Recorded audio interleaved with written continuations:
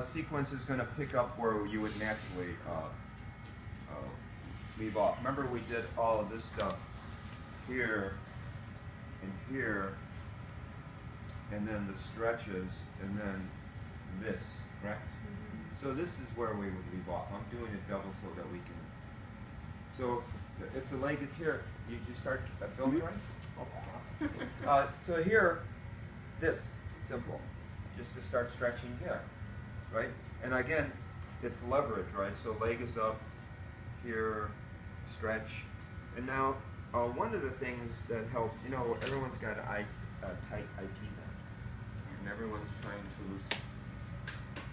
It's not going to happen. It's supposed to be tight. It's a structural thing that helps stabilize the knee. But IT pain is a different thing. And usually some of the referral is either the upper fibers of gluteus medius or the tensor fasciolatum. So if you feel for the ASIS, your anterior superior iliac spine, and then you come back in that little thing and you go across that tubular muscle, that's tensor fasciolatum. So that's a good muscle to work on if your clients are exhibiting any sustained IT pain, that or upper fibers of gluteus medius. But in this case, you feel for ASIS, and then back in here is the tensor fasciolatus. So we're going to start just with a little compression, and then compression into the IT band. Now, because we have the advantage of leverage here, you can do this, or else I'll use my forearm a lot. So if you feel for the greater trochanter of the femur, you want to start just below that. And then you can come in, and this way you can use your body weight for compression a little easier. Okay? And then you can work. You can do sustained compression, and you don't have to put that flexion into your wrist so much. You know, and obviously, if you know what you're doing and you want to try to do it safely, you can do neutral like this too. If your wrists are neutral, it's okay. But after a while, it takes its toll, right? I still do some things like this, absolutely, but not so much. You know, so sustained pressure like this. And then we're going to come back up. And then we're going to put foot right there. And we're going to do stretch this way. So body weight, right? I mean, the arch of the foot fits really naturally right there. You don't even really have to hold on to it because it sits there so much. And I'm working with an open stance, so one foot is in front of the other. It's like a lunge position so that your weight can transfer easily. Right? And we're going to take it out. Keep a straight leg, because now we're going to stretch here. So here, I'm going to walk it out. And congratulations. But again, open stance so that I'm stable, but I just allow my body weight to shift. Feel it? Yep.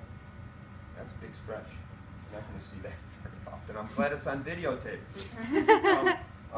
One thing that I found too, if you've all done this kind of stretch, this stretch here stretches here pretty good. But you know, it has attachment on the pubic ramus, right off the midline of the body. So to get the stretch to come up a little higher, once you engage it where it feels resistance, if you take the foot and bend it down a little bit and then depress, you feel different up here, higher a little bit. Gene's just showing off now. By doing nothing. It's the best way to show off is by doing absolutely nothing. But that little trick, this stretches the adductors, no doubt. But if you go like this and then press down, it comes up higher towards the attachment at pubic ramus. So that's a good thing to know. And then you come back. And then we're going to do some range of motion on the hip. Excuse me, one way, and then the other.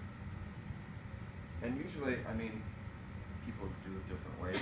I usually have one hand on the base of their foot and one hand on the outside of the knee because I feel that gives me the best control. And then we're going to bring it over, change so that we're not going to overextend in our back, stabilize the opposite shoulder, So here's the head of the humerus, so the palm of my hand goes right over. And have a nice inhale, please. And then exhale, you just lean forward for stretch. Now, one thing about working on the table, which I'll come over here. Then it's not my best side. Besides, you can see the stretch there. Come, you pace, come. Is that you can let the leg fall off the table, right? It makes that stretch deeper. Mm-hmm. But you want to make sure that this is stable, or else you're going to be working on the floor soon. Everybody will go. So dropping that off makes that go deeper. Right? So if you need to do that, fine. So then you come back, and since we went this way, we're going to go this way. Right. Now, one thing is that when you do this stretch, one thing you have to be cautious about is what the state of their adductors are. They're too tight, their knee's going to be here. So maybe even their body weight's too much, right? Here, as we saw before, I'm sure she's okay. Even though there's a little space, but it seems the condition of the muscle, you can tell she can take a stretch like this. It's okay, Jim. But if you're working on someone and you want to still get a stretch, but not so much, usually maybe pillow there. But I don't want to get a pillow. Just go like this, right?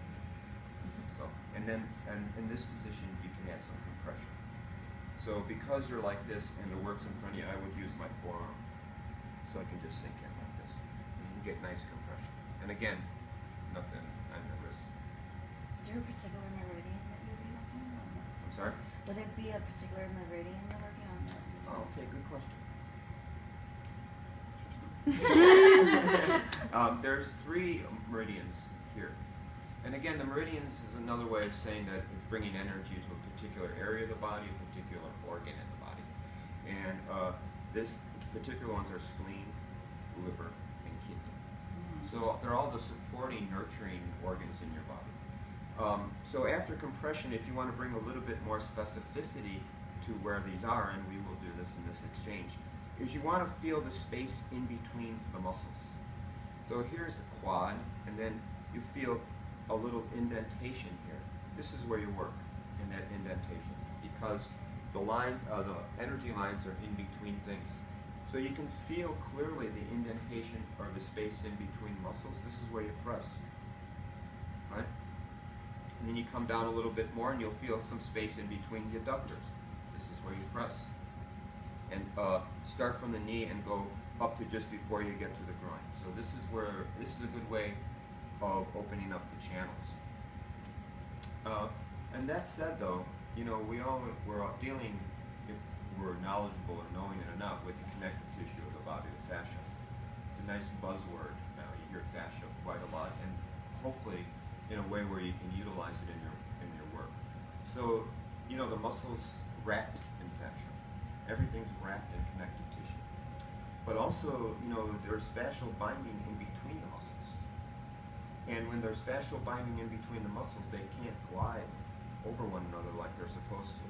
So this is another benefit of working in between the muscles, because you're addressing that fascial binding in between the muscles. So not only opening the channels, but you're also dealing with the fascia. So that's time well spent when you're going in between muscles, if you can. Anywhere on the body, arms, anywhere where you can go in between the muscle, you're opening up not only the lines, but also helping ease the fascial binding. That's a good thing. So we're going to do that compression, and then we're going to end like this.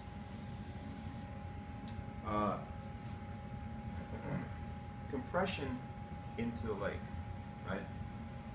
So we all done this. It's good to, when you're compressing, to compress not only in but slightly away, because it helps open up the joints, right? So here's ASIS, and I'd start by doing compression this way, right? Compressing, compressing, compressing, compressing. But maybe I don't want to do that so much because of my wrist. It's okay, I still do this. But here's another nice way. So here's ASIS. Take your hand like this, and you roll it towards the center, and then you, and then, Nice. Pressure okay? That's great. Easy. Wow, very interesting. Say. It's interesting, I never seen that. Well, this is a form of blood stop. This is a technique they use in Thai massage. And blood stop not only is a good way of doing sustained compression in an area, but the name comes from, not that they totally stop the blood, but they slow it down an awful lot. Right? So that means that there's backup somewhere here. So then when you finally release, they feel a nice warm rush going through. It helps open up those channels and helps also soften the muscle. So this is why we're doing it this way. So again, we're going to end that by doing compression, and how you do it is how you do it, but I'd like you to try this. So, and we're going to work down this way. So again, and that's another reason why I suggested the table just a little lower, so you can, and then, okay. So towards the midline, because this allows you to compress straight down onto the quad. If not, and not so much. So you want to come towards the midline and then just come up, and there's just ease down. Pressure okay, right? And it's easy. You can hang out. How long? I would say for 2 or 3 breaths. Inhale, exhale, inhale, exhale, inhale, exhale. If you're a quick hyperventilator, it won't take so long. But it's nice. You have a nice complete breath. And then you can work down to the knee, just above the knee, right?